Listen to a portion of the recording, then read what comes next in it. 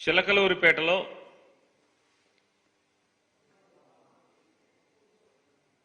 ప్రధానమంత్రి నరేంద్ర మోడీ గారి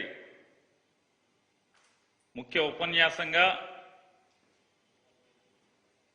జరిగినటువంటి బహిరంగ సభ వైఎస్ఆర్ కాంగ్రెస్ పార్టీ అయితే ఆ జరిగినటువంటి నరేంద్ర మోడీ గారి యొక్క బహిరంగ సభ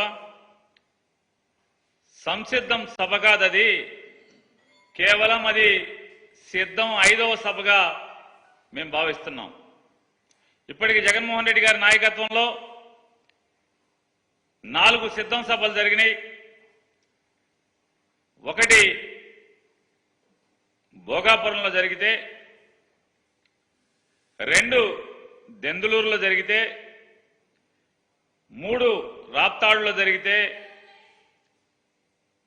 4వ సిద్ధం సభ మేదరమెట్లో జరిగితే, 5వ సిద్ధం సభ వీళ్ళ ముగ్గురు కలిసి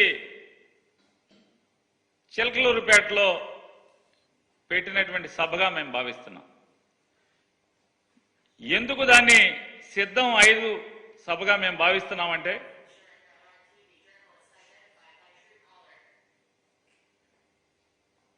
ఆ సిద్ధం 5వ సభ జరిగినటువంటి 4 సిద్ధం సభల్లో జగన్మోహన్ రెడ్డి గారు పాల్గొన్నటువంటి 4 సిద్ధం సభల్లో ఈ రాష్ట్ర ప్రజలు, అలాగే వైఎస్ఆర్ కాంగ్రెస్ పార్టీ జెండా మోసేటువంటి ప్రతి కార్యకర్త మళ్ళీ జగన్మోహన్ రెడ్డి గారి పరిపాలనే ఎందుకు కావాలి, ప్రజలు ఎందుకు ఓటేయాలి అనేది తేటతెల్లం చేస్తే, ఈ 5వ సిద్ధం సభ అయినటువంటి చిలకలూరుపేట సభలో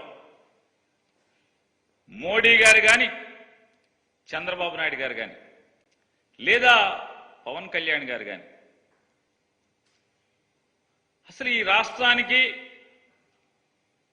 వారేం చేయదలుచుకున్నారు, వాళ్ళ ముగ్గురు యొక్క అవకాశవాద కూటమికి ఓటేస్తే అసలు ప్రజలు ఎందుకు ఓటేయాలి, ఓటేస్తే వారేం చేస్తారు వారు ముగ్గురు కలిసి ఈ రాష్ట్రానికి.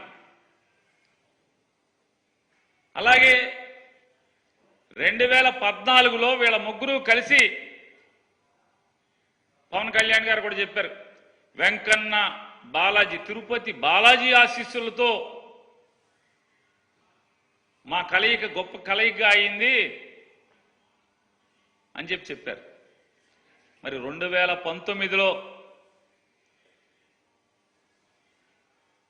ఈ పాచిపోయిన లడ్లు ఇవాళ చిలకలూరుపేట సభకి ఎలా తాజా లడ్లుగా మారినాయో పవన్ కళ్యాణ్ గారు చెప్పాడా ఈ రాష్ట్ర ప్రజలకి? పాచిపోయిన లడ్లు 5 ఏళ్లు మారేప్పటికీ ఎలా చిలకలూరుపేట అంటే కాకినాడ నుంచి 5 ఏళ్ల క్రితం కాకినాడలో పాచిపోయిన లడ్లు చిలకలూరు 5 ఏళ్లు గడిచిన తర్వాత ఈ చిలకలూరుపేట సభకు వచ్చేప్పటికీ ఎలా తాజాగా మారినాయి, ఎంత రుచిగా ఉన్నాయి, ఎందుకు రుచిగా మారినాయి చెప్పలేదు.